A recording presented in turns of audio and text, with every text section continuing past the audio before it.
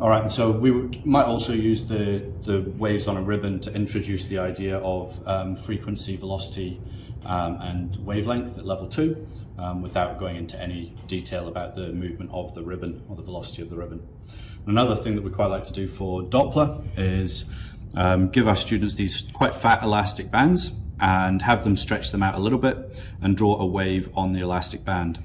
And then I've labeled up my thumbs with source and observer. So if the observer moves away from the source, we can see the effect on the perception of the wavelength and link that to frequency.